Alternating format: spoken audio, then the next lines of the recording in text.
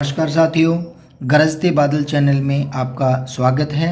आज हम भक्ति काल से संबंधित महत्वपूर्ण प्रश्न उनको लेकर के आए हैं, जो महत्वपूर्ण तथ्य रहेंगे, जो फर्स्ट ग्रेड, सेकंड ग्रेड और कॉलेज लेक्चरर्स की वैकेंसी जो अभी आई है, उसमें हिंदी लेक्चरर के लिए, हिंदी प्रवक्ता पद के लिए महत्वपूर्ण रहेंगे। तो आइए शुरू करते हैं भक्ति काल के महत्वपूर्ण तथ्य।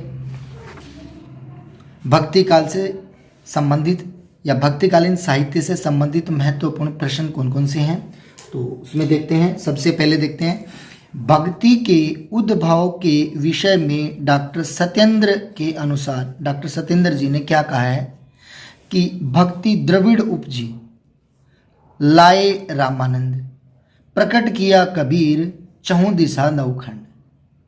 तो प्रकट किया कबीर ने, द्रविड़ में उपजी और रामानंद उसको लेकर के आए। ये कथन किसने कहा है? तो ये कहा है डॉक्टर सत्येंद्र जी ने। भक्तिकालीन मानी मध्यकाल था। आप जानते हैं भक्तिकाल 1375 से लेकर के 1700 तक का काल था, वो भक्तिकाल था। तो इस काल में भक्तिकालीन भक्ति आंदोलन को तीव्र गति प्रदान करने में दक्षिण के आलबार संतों की बड़ी महत्वपूर्ण भूमिका है। तो ये विशेष ध्यान देने योग्य बात है कि दक्षिण के आलबार संतों की इस आंदोलन में महत्वपूर्ण भूमिका रही है। भक्ति काल को हिंदी का स्वर्ण युग कहा है। किसने कहा है? ये हमारे पहले वीडियो में आ चुका है। आज महत्वपूर्ण तथ्य हैं, केवल उन्हीं को ही शामिल कर रहे हैं। आलबार संतों ने नकमा लंबार सर्वाधिक प्रसिद्ध है। तो आलबार और नायंबार ये दो शाखाएं थी। इनमें आलबार जो शाखा थी, इसके भी और उपभेद थे। उसमें नकमा लंबार सर्वाधिक प्रसिद्ध थी। ये महत्वपूर्ण बात है। जिन्हें राम की पादुका माने पाँव में जो खड़ाऊ वो पहनते थे, उस खड़ाऊ का अवतार माना जाता है। नाथ मुनि ने आलबार संतों की रचनाओं का संकलन दिव्य प्रबंधम के नाम से किया है। एक बात मैं बीच में बता देना चाहूँगा, लगभग आज हम 200 महत्वपूर्ण प्रश्नों पर विचार कर रहे हैं, छोटे से वीडियो के माध्यम से, और शीघ्रता से करेंगे। रैदास की पत्नी का नाम क्या था? तो ये बहुत कम जगह हमें देखने को मिलता है, लोना। रैदास की पत्नी का नाम था लोना। कबीर की समाधि स्थल का नाम क्या है? तो कबीर की समाधि स्थल का नाम है चोरा। संत नामदेव पहले सगुण उपासक और बाद में निर्गुण है। नामदेव जी थे, वो पहले कैसे थे? सगुण उपासक थे और बाद में निर्गुण होते हैं। आचार्य रामचंद्र शुक्ल ने सूफी प्रेमाख्यानों को राम के प्रेम से तुलनित कर विदेशी घोषित किया है। अगला है, कवि बनारसी दास जैन ने अपनी आत्मकथा अर्धकथानक नाम कह दें, या पहली आत्मकथा है ये।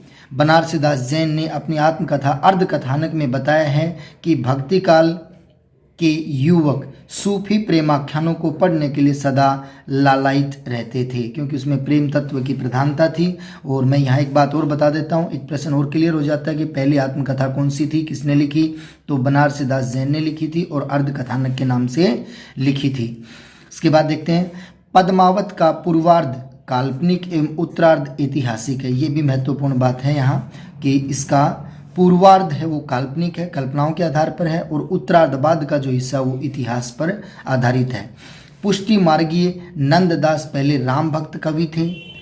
अग्रदास ने अग्र अली नाम से स्वयं को सीता जी की सखी माना है। ये एक और महत्वपूर्ण, अग्रदास जो संत थे वो अग्र अली नाम से स्वयं को सीता जी की सहेली के रूप में अपने आप को मानते हैं। ये महत्वपूर्ण तथ्य हैं सारे ही, जो प्रतियोगी परीक्षाओं में बहुत बार पूछे जा चुके हैं और पूछे ही जाते रहते हैं। सारा सार संग्रह इकट्ठा किया है भक्ति काल का, उम्मीद करता हूँ आपको पसंद आएगा। भक्ति काल में ही जो तुलसीदास हुए थे, तो तुलसीदास ने रामचरितमानस की कथा सर्वप्रथम कवि रसखान को सुनाई थी। मानी रामचरितमानस तुलसीदास ने सबसे पहले किसको सुनाई थी? तो रसखान को सुनाई थी। तुलसी ने बैरवे रामायण की रचना रहीमदास के कहने पर उनकी पुस्तक बैरवे नायिका भेद को देख करके लिखी थी। ये भी महत्वपूर्ण बात है। आचार्य रामचंद्र शुक्ल ने केशव दास को कठिन काव्य का प्रेत कहा है। ये भी एक महत्वपूर्ण मत नहीं, इसमें जितने भी प्रश्न डाले गए हैं सारे महत्वपूर्ण ही नहीं अति महत्वपूर्ण है। तो एक बार समय निकाल करके वीडियो को जरूर देखिएगा। आचार्य रामचंद्र शुक्ल ने केशव दास को कठिन काव्य का प्रेत तथा रामचंद्रिका को छंदों का अजायब घर कह करके पुकारा है। रामचंद्रिका में इतने ज़्यादा छंद डाल दिए कि उसको छंदों का अजायब घर कहना ही शुरू कर दिया। और ये किसने कहा? आचार्य रामचंद्र शुक्ल। विठल दास ने सूरदास को अष्टछाप का जहाज कह करके पुकारा था। विठल दास ने, आता है प्रश्न, अष्टछाप का जहाज किसने कह करके, सूरदास को किसने कह के पुकारा था? तो विठल ने। सूर साहित्य में वात्सल्य की प्रधानता देख करके आचार्य रामचंद्र शुक्ल ने कहा सूर ही वात्सल्य है, सूर ही सूर है, मतलब सूर्य है। देखिएगा एक बार फिर से देखिएगा, सूर साहित्य में वात्सल्य रस की प्रधानता है और आचार्य रामचंद्र शुक्ल ने क्या कहा? सूर ही वात्सल्य है और वात्सल्य ही सूर है। ये कथन किसका है? ये भी बहुत बार पूछा जा चुका है। ये कथन किसका है? तो आचार्य रामचंद्र शुक्ल का है। अष्टछाप के कवि कृष्ण की मृत्यु कुएं में गिरने से हुई थी। ये एक और महत्वपूर्ण तथ्य है यहाँ। अष्टछाप के कवि कृष्ण जो थे उनकी मृत्यु कुएं में गिरने से हुई थी। चैतन्य महाप्रभु के बचपन का नाम गौरांग था। ये भी महत्वपूर्ण मानी। इसमें सभी महत्वपूर्ण प्रश्नों को भक्ति काल के जितने भी महत्वपूर्ण प्रश्न उन सभी का सार संग्रह यहाँ इकट्ठा किया गया है। तो मीरा अंत समय में रणछोड़ जी की मूर्ति में समाविष्ट हुई थी। ये नाम है, ये ध्यान रखिए। वैसे तो सब जानते हैं कृष्ण जी की मूर्ति में समाविष्ट हुई थी, लेकिन उसका नाम क्या था? तो ये रणछोड़ जी नाम था। रसखान के काव्य में रस की प्रधानता देख करके भारतेंदु हरिश्चंद्र ने कहा इन मुसलमान कवियन पर पै कोटि हिंदू वार। रसखान के काव्य को देख करके हरिश्चंद्र ने कहा कि ऐसे मुसलमान कवियों पर तो करोड़ों हिंदुओं को भी न्यौछावर किया जा सकता है। इसके बाद में देखिएगा आगे भक्ति काल के महत्वपूर्ण तथ्य चलेंगे आज। तो यहाँ क्या है? आचार्य रामचंद्र शुक्ल ने भक्ति आंदोलन का कौन सा प्रमुख कारण माना है? तो आचार्य रामचंद्र शुक्ल ने हिंदुओं की पराजित मनोवृत्ति को माना। आलवार भक्तों का मूल स्थान कहाँ माना जाता है? तो आलवार का दक्षिणी भारत माना जाता है। आलावार भक्तों की संख्या कितनी मानी जाती है? तो उनकी संख्या 12 मानी जाती है। भक्ति भावना का मूल स्रोत भारत के दक्षिण भाग में माना जाता है। आलवार मूलतः वैष्णव भक्त कवि हैं। कबीर के गुरु का नाम रामानंद है। संत कवियों ने वैदिक परंपराओं की आलोचना बौद्ध धर्म के प्रभाव से की। दिव्य प्रबंधम में आलवार भक्तों के पदों का संकलन है। सखी संप्रदाय के प्रवर्तक स्वामी हरिदास जी हैं। आलवार भक्तों के पद तमिल भाषा में हैं। आलवार भक्तों के जो पद हैं वो तमिल भाषा में लिखे हुए हैं। कबीर काव्य में कुंडली योग शब्द नाथ पंथ के प्रभाव से संग्रहित है। मानी कबीरदास जी पर नाथ पंथ का प्रभाव था, तो उनकी द्वारा जो कुंडली योग है उस पर किसका प्रभाव था? तो नाथों का प्रभाव था। पुष्टि मार्ग के प्रवर्तक कौन है? तो वल्लभाचार्य जी को पुष्टि मार्ग का प्रवर्तक माना जाता है। संत कवियों के दार्शनिक सिद्धांतों का मूल आधार क्या है? तो अद्वैत सिद्धांत है। वल्लभाचार्य के पुत्र का नाम क्या था? तो गोस्वामी विठलनाथ। आप जानते हैं अष्टछाप के कवियों की जब परख हुई तो वल्लभाचार्य और गोस्वामी विठलनाथ ये दोनों ही थे। 8 कवि थे इनके पास जो अष्टछाप के कवियों के नाम से जाने जाते हैं। 4 इनके और 4 इनके थे। ये भक्ति काल में हमने पढ़ लिया था। बांग्ला भाषा में रचित राम कथा का नाम कृतिवासी रामायण है। तत्वदीप निबंध के लेखक वल्लभाचार्य हैं। तो ये प्रश्न भी इम्पोर्टेंट है। तत्वदीप निबंध के लेखक कौन है? तो वल्लभाचार्य जी। हरडे वाणी, ये तो और भी इम्पोर्टेंट है। हरडे वाणी के रचयिता दादू दयाल हैं। ये तो बहुत बार पूछा ही जा चुका है। समाधि योग किस संत की रचना है? तो हरिदास निरंजनी की रचना है। रामानंद के गुरु का क्या नाम? तो राघवानंद। ध्यान रखें, कबीर के गुरु रामानंद और रामानंद के गुरु कौन है? राघवानंद। सिद्धांत पंचमात्रा ग्रंथ के रचयिता राघवानंद जी ही हैं। इसके बाद देखते हैं कि सिख गुरुओं में सबसे अच्छे कवि कौन है? तो सबसे अच्छे कवि कौन है? कवि के बारे में बात कर रहे हैं यहाँ, तो वो हैं अर्जुन देव। सुखमणि, बावनखरी, बारहमासा अर्जुन देव की ही रचनाएं मानी जाती, क्योंकि बताया ना कि सबसे अच्छे कवि थे, तो उन्होंने कवि थे तो कौन कौन सी रचनाएं लिखी, तो सुखमणि, बावनखरी और बारहमासा ये इनकी रचनाएं थी। असादीवार और सोहिला हरिदास जो थे वो नानक की रचनाएं मानी जाती हैं। अजगर करे न चाकरी, पंछी करे न काम, ये पंक्ति मलुकदास जी की, ये भी इम्पोर्टेंट है। मानी कहने का मतलब है कि इसमें सारे ही तथ्य महत्वपूर्ण लिए गए। अजगर करे न चाकरी, पंछी करे न काम, कह गए दास मलुका, सबके दाता राम, तो ये पंक्ति मलुकदास जी की है। कबीर काव्य में उपलब्ध अहिंसा तत्व किस संप्रदाय की देन है, तो वैष्णव संप्रदाय की देन है। आचार्य शुक्ल के अनुसार कबीर को राम नाम रामानंद से प्राप्त हुआ था। कबीर काव्य में उपलब्ध प्रेम तत्व सूफी संप्रदाय की ही देन मानी जाती है। आचार्य रामचंद्र शुक्ल ने कबीर को निर्गुण मार्ग का प्रवर्तक माना है। माया महाठगिनी यह हमने जानी, ये कहाँ मिलता है, ये किसने कहा है, तो ये कबीर की पंक्ति है। माया महाठगिनी ये हमने जानी। हिंदी का कौन सा कवि समाज सुधारक पहले था, समाज सुधारक पहले, समाज सुधार के बाद में कवि, तो ये कौन था, कबीर। पहले समाज सुधारक और उसके बाद में कवि, ये कौन थे, संत कबीरदास जी। सूफी काव्य का दूसरा नाम क्या है, तो प्रेमाख्यान काव्य। चंदाइन के रचयिता कौन है, मुल्ला दाऊद। ज्ञानदीप के रचनाकार कौन है, तो शेख नबी। माघवानल कामकंदला के रचनाकार गणपति हैं, तो यह राजस्थानी भाषा में रचित है, तो ये ध्यान रखना है अपने को कि माघवानल कामकंदला के रचयिता कौन है, तो गणपति। और कह दें कि कौन सी भाषा में लिखी है, तो राजस्थानी भाषा में लिखा गया है। ढोला मारूरा दुहा की रचना राजस्थानी में हुई है। ढोला मारू का दुहा राजस्थानी में इसकी रचना होती है। इसके बाद आगे देखेंगे हम, लैला मजनू के कथानक को हिंदी में प्रेमाख्यान काव्य परंपरा में प्रस्तुत करने का श्रेय किसे है, तो जान कवि को है। ये भी महत्वपूर्ण तथ्य है, यहाँ मैंने कहने का सारे ही तथ्य यहाँ महत्वपूर्ण आ रहे हैं। पद्मावत अवधी भाषा में लिखा गया है, जायसी के द्वारा लिखा हुआ है, ये सब जानते हैं। आचार्य रामचंद्र शुक्ल ने कबीर की भाषा को क्या नाम दिया, तो कबीर की भाषा को उन्होंने सद्दुकड़ी भाषा का, सब जानते हैं इस बारे में भी।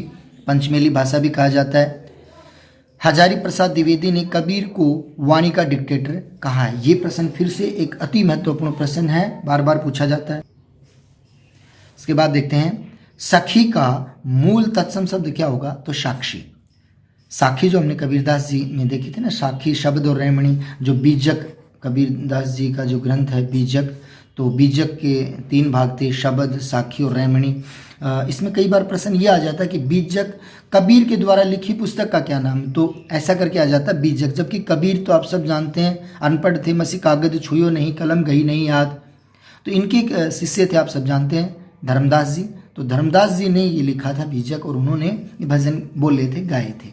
कबीर की उलट बासियों में अद्भुत रस मिलता है। अवधु गगन मंडल घर कीजिए, पंक्ति किसकी है, तो ये कबीर की है। प्रभु जी तुम चंदन हम पानी, ये पंक्ति किसकी है, तो ये रैदास जी की। बड़ी सरल पंक्ति और बड़ी मनमोहक पंक्ति है। नानक का जन्म कहाँ हुआ था, तो ये तलवंडी में हुआ था, तलवंडी में। और श्रृंगार रस के घोर विरोधी किसे माना जाता है, श्रृंगार रस के घोर विरोधी कौन थे, तो सुंदरदास। ये सर्वाधिक शिक्षित भी यही थे, सर्वाधिक शिक्षित भी यही थे और श्रृंगार रस के विरोधी भी थे। इसके बाद देखते हैं, नामदेव कहन पहले सगुण उपासक बाद में निर्गुण उपासक रहे हुए हैं, ये बात पहले भी आ चुकी है। नामदेव के बारे में पहले भी आ चुका है। बिठोआ का भक्त के नाम से नामदेव जाने जाते हैं, एक ये बात है। नामदेव को बिठोआ का भक्त कहा जाता है। भक्तमाल के अनुसार रामानंद के 12 शिष्य थे। ये भक्तमाल पुस्तक के अनुसार है कि रामानंद के कितने शिष्य थे, तो 12।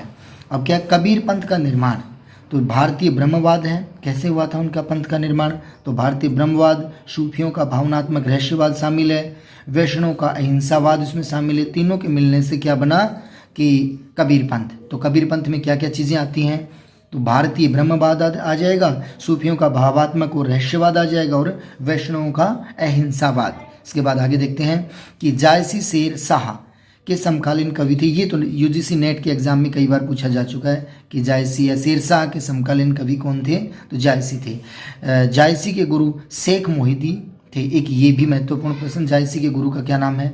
जायसी की पुस्तक आखिरी कलाम बाबर पर लिखी गई है। ये एक और तथ्य आई कि जायसी की एक पुस्तक आखिरी कलाम, तो ये किस पर लिखी थी? बाबर पर लिखी गई थी। और कृष्ण रुक्मणी का प्रेमाख्यान हरिवंश पुराण में है। और सूफी प्रेमाख्यानों में प्राय निम्नलिखित विशेषताएं हैं। तो सूफी प्रेमाख्यान की कौन कौन सी विशेषताएं हैं?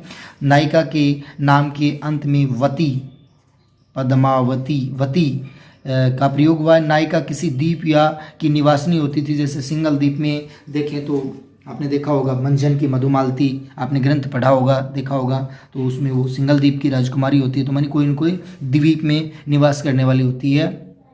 स्वप्न दर्शन, चित्र दर्शन या गुण कथन से नायक नायिका से प्रेम होता है। इन सब में क्या है कि कोई या तो स्वप्न आता है या फिर चित्र दर्शन, जैसे हीरामन तोता ने राजा रतन सेन के सामने पद्मावती का चित्र दर्शन किया था, चित्र बना के बताया था, उसके रूप सौंदर्य का वर्णन किया था, या गुण वर्णन कथन है। तो ये क्या है? सूफी काव्य में ऐसा ही होता है। सूफी मत का आदि स्रोत डॉक्टर नगेंद्र के अनुसार क्या है? तो समी जातियों की आदिम प्रवृत्ति। अवधी भाषा का प्रथम महाकाव्य कौन सा है? तो ये पद्मावत को माना जाता है। अवधी भाषा का प्रथम महाकाव्य, अवधी भाषा का पहला ग्रंथ नहीं है, चंदायन है। और यहाँ क्या है? पद्मावत है। प्रथम महाकाव्य कौन सा है? तो ये होगा पद्मावत। सूफी शब्द की व्युत्पत्ति या उत्पत्ति अधिकांश विद्वानों ने सूफ से मानी है। सूफी काव्य का प्रमुख तत्व क्या है? तो ये है प्रेम तत्व। डॉक्टर नगेंद्र ने प्रेमाख्यान काव्य परंपरा का पहला ग्रंथ किसे माना है? तो ये हंसावली को माना। डॉक्टर नगेंद्र ने प्रेमाख्यान का पहला ग्रंथ हंसावली। आचार्य रामचंद्र शुक्ल ने किस काव्य को प्रेमाख्यान काव्य परंपरा का पहला ग्रंथ माना है? तो आचार्य रामचंद्र शुक्ल ने पहला ग्रंथ मृगावती को माना है। हजारी प्रसाद द्विवेदी ने प्रेमाख्यान काव्य परंपरा का पहला ग्रंथ सत्यवती की कथा ईश्वरदास के द्वारा जो लिखी हुई उसको माना है। किस काव्य ग्रंथ में रूप तत्व का निर्वाह किया गया है? तो वो किया गया है पद्मावत में। ये प्रश्न भी इंपॉर्टेंट है। किस काव्य ग्रंथ में रूप तत्व का निर्वाह किया? तो रूप तत्व का निर्वाह किस में किया गया है? पद्मावत में। सूफी काव्यों की विशेषता क्या है? तो इसमें एक तो है रहस्यवाद की भावना, हिंदू संस्कृति का चित्रण, क्योंकि मुस्लिम कवि थे पर हिंदू घरानों की कथाओं को लेकर के लिखते थे। और आगे है लौकिक प्रेम के माध्यम से अलौकिक प्रेम की प्राप्ति। तो यहाँ प्रेम होता है और वो क्या है? ईश्वरीय प्रेम में परिणत हो जाता है, ईश्वरीय प्रेम में बदल जाता है। आइए उसके बाद आगे चर्चा करते हैं। आज भक्ति काल के सारे ही महत्वपूर्ण तथ्य हैं, उनको सबको ही करेंगे। तन चित उर मन राजा किन, पंक्ति पद्मावत में कह दें प्रेम काव्य की है। फिर से देखिएगा, तन चित उर मन राजा की ना, पंक्ति पद्मावत नामक ग्रंथ और ये प्रेम काव्य की हैं। किस जैन कवि ने अपनी आत्मचरित्र में मधुमालती और मृगावती का उल्लेख किया है? तो बनारसी दास जी ने किया है। पद्मावत की अधिकतर हस्तलिखित प्रतियां फारसी लिपि में मिलती हैं। ये एक और तथ्य आ जाता है। पद्मावत की अधिकतर हस्तलिखित प्रतियां फारसी भाषा में लिखी गई थी। पद्मावती के पिता का नाम क्या था? तो गंधर्वसेन था। अखरावट जो जायसी के द्वारा लिखा है, तो अखरावट में एक एक वर्ण को लेकर के सिद्धांत संबंधी तत्वों से भरी चौपाइयाँ कही हैं। तो ये भी एक महत्वपूर्ण बात है। इसके बाद आगे देखते हैं, आखिरी कलाम में कयामत मानी प्रलय का वर्णन किया गया है। इसके बाद आगे देखते हैं, जायसी के पद्मावत में 7 अर्धालियों के बाद एक दोहा है। शुक्ल जी ने, आचार्य रामचंद्र शुक्ल ने पद्मावत को प्रेम गाथा परंपरा का सर्वाधिक प्रौढ़ एवं सरस ग्रंथ कहा है। पद्मावत ग्रंथ का रचना काल क्या माना जाता है? तो 1540 ईस्वी। आचार्य रामचंद्र शुक्ल ने सूफी का व्याख्यान या आख्यान काव्यों में किस एक हिंदू कवि का उल्लेख किया है? तो वो है सूरदास। और गुरु के लिए पीर शब्द का प्रयोग सूफी काव्य परंपरा में हुआ है। यह तन जारों छार के कहो चितवन उड़ाए पंक्ति नामक उड़ाए पंक्ति पद्मावत की है। उत्तर रामचरित नाटक भवभूति के द्वारा लिखा हुआ है। प्रसन्न राघव के रचयिता जयदेव हैं। नाथ पंथ एवं संत काव्य के बीच की कड़ी किसे माना जाता है? निरंजनी। वेरी वेरी इंपॉर्टेंट प्रश्न है ये। आधुनिक काल में रचित राम कथा पर आधारित काव्य कौन सा है? तो ये साकेत है। आगे है ज्ञान समुद्र के रचनाकार कौन है? सुंदरदास जी हैं। पद्मावत ग्रंथ में पद्मावती हृदय का प्रतीक मानी जाती है। अंगवधु में संकलनकर्ता कौन है? अंगवधु के संकलनकर्ता कौन है? तो रज्जब जी हैं। कबीर के काव्य को बीजक नाम धर्मदास ने ही दिया था। कृष्ण को रस के रूप में, राधा को रति के रूप में किस संप्रदाय में माना जाता है? तो वैष्णव सहजिया संप्रदाय में। अष्टछाप की स्थापना कब हुई थी? तो 1565 ईस्वी में। युगल शतक के रचनाकार कौन है? तो श्रीमद् ब्रज भाषा कृष्ण काव्य में सूरदास के उपरांत नंददास को सर्वाधिक प्रतिभाशाली विद्वान माना जाता है। क्या कह रहे हैं कि ब्रज भाषा में कृष्ण काव्य में सूरदास के उपरांत कौन आते हैं? तो नंददास जी आते हैं। अष्टछाप के कवि श्रीनाथ जी के मंदिर में कीर्तन सेवा करते थे। अष्टछाप के जितने भी कवि थे, मानी 8 कवि थे, सारे कहाँ करते थे? श्रीनाथ जी के मंदिर में सेवा, कीर्तन, भजन वगैरह वहीं करते थे। इसके बाद में है गोस्वामी विट्ठल जी पुष्टि मार्ग को जहाज सूरदास को कहा है। ये बात पहले भी आ चुकी है। तानसेन के गुरु का क्या नाम है? तो तानसेन के गुरु का नाम है स्वामी हरिदास। राजस्थान में सलेमाबाद में निम्बार्क संप्रदाय की गद्दी है। ये भी महत्वपूर्ण तथ्य है। जनश्रुतियों के अनुसार तुलसीदास का एक भाई नंददास को भी माना जाता है। तुलसीदास के भाई के रूप में किसको माना जाता है? नंददास को। और अंतिम की तरफ चल रहे हैं। महत्वपूर्ण प्रश्न है, वात्सल्य श्रृंगार रस का सम्राट किसे कहा जाता है? तो सूरदास जी को। भंवर गीत के रचयिता हैं वो नंददास जी हैं। सूरदास के दृष्टकूट पद किसमें संग्रहित हैं? तो वो है साहित्य लहरी में। ये भी प्रश्न आ चुका है कई बारी। उद्धव शतक के रचनाकार जगन्नाथ दास रत्नाकर है। जहाँ पर दीनानाथ डरे पंक्ति पुष्टिमार्गीय भक्ति की है। भ्रमर गीत का मूल प्रेरणा स्रोत क्या है? तो श्रीमद् भागवत गीता है। बसो मेरे नैनन में नंदलाल, ये पंक्ति किसकी है? तो मीराबाई की है। सूरदास की भक्ति पद्धति का मेरुदंड पुष्टि मार्ग कोई है? यह कथन आचार्य रामचंद्र शुक्ल जी का है।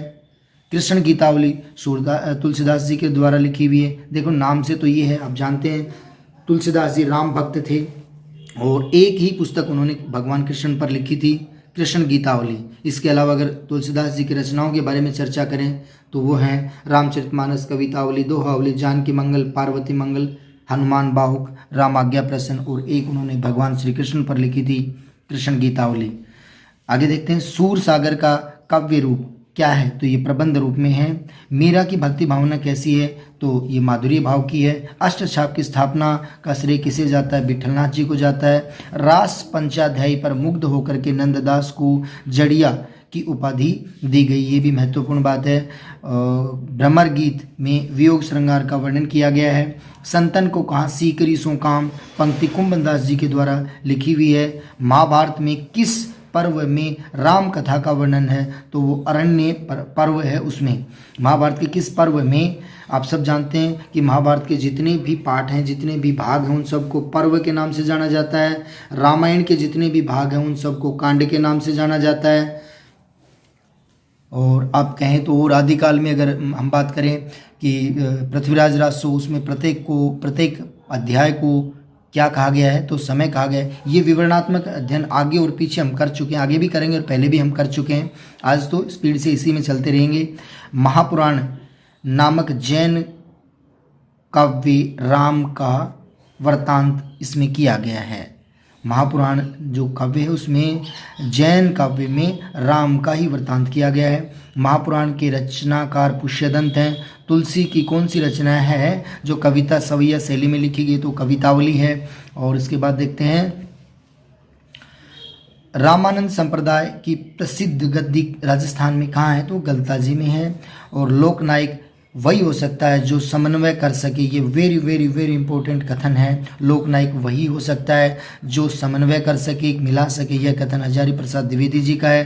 तुलसी विशिष्ट अद्वैतवाद दार्शनिक मत के भक्त माने जाते हैं। भक्तमाल में 200 भक्तों के चरित्र का वर्णन है। हनुमान अष्टक के रचनाकार कौन है? तो दयाराम जी हैं। और तुलसी की मान्यता श्री संप्रदाय से सर्वाधिक प्रभावित रहे। तुलसीदास जी सबसे ज़्यादा प्रभावित किससे रहे? तो श्री संप्रदाय से।